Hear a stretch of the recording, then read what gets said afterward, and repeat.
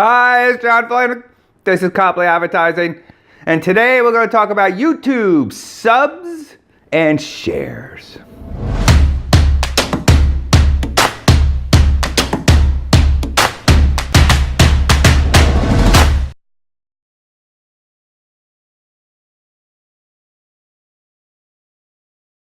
YouTube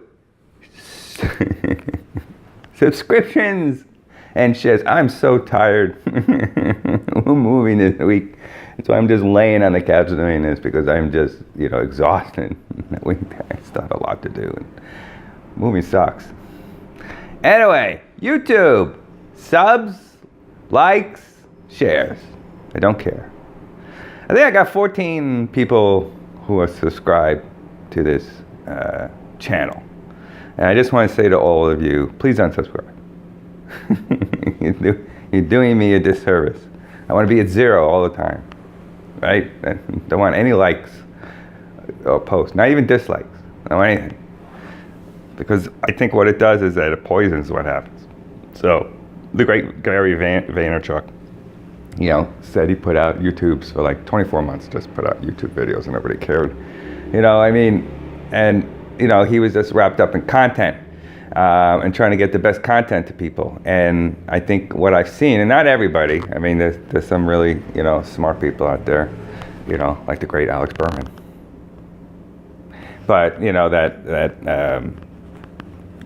do a balance, of marketing and content on their YouTube. So they're aware of the marketing aspect of it, but they're aware of how much they have to give great content. A few people do it well. But what I've seen also is that YouTubers get really hypersensitive to the amount of subscribers they have, and the amount of likes and shares and all that stuff. So they really kind of beg you at the end of the video to do this, because hey, we got 99,000. It'd be great to get 100. That's none of that is the issue, right? None of that is the issue.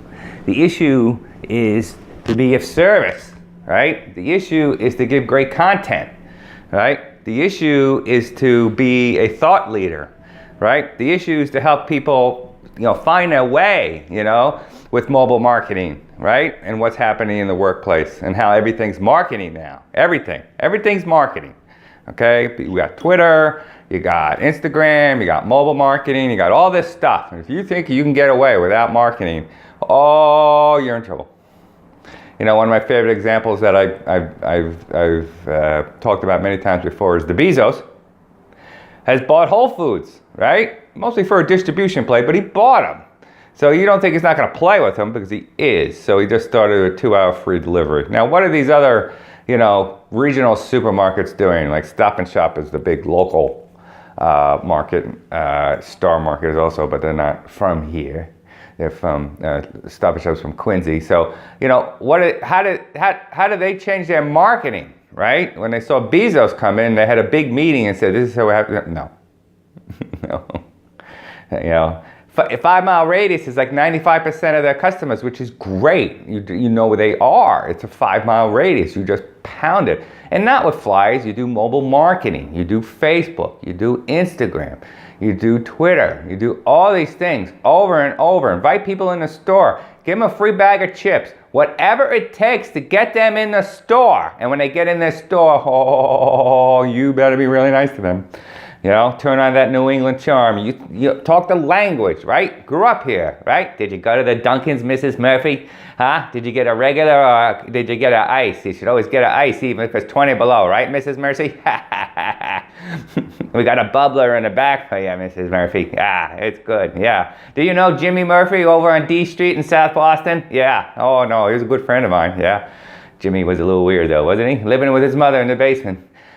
There, keep talking the talk, right? Keep bonding with these bonding with these people. This is your chance. You can't let it go. You can't keep doing the same thing. Please stop. Please stop.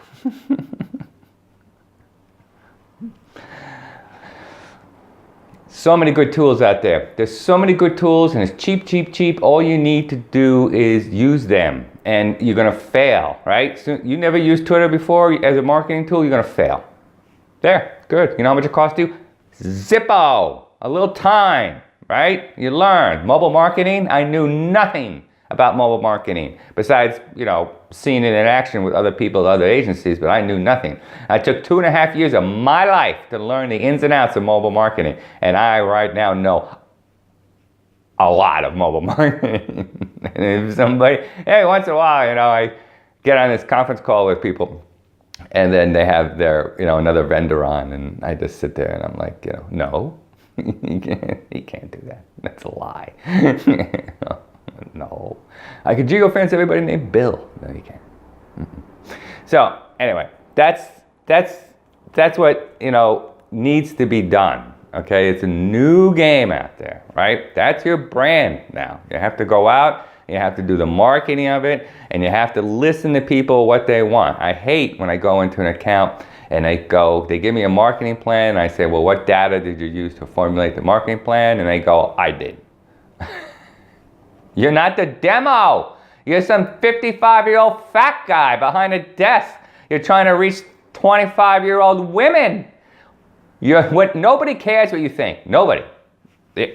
I'm 55. Nobody cares what I think, right? I'm not on the scale anymore, right? My opinion does not matter in the world of marketing, right? There's a very tiny segment that actually care about what I think, and that's fine. You just got to realize that, right? And there's a lot of great tools. Facebook Audience. Go to Facebook Audience, right? Go to Facebook Audience in your ad manager account and plug crap in. You'll learn a ton of stuff, right?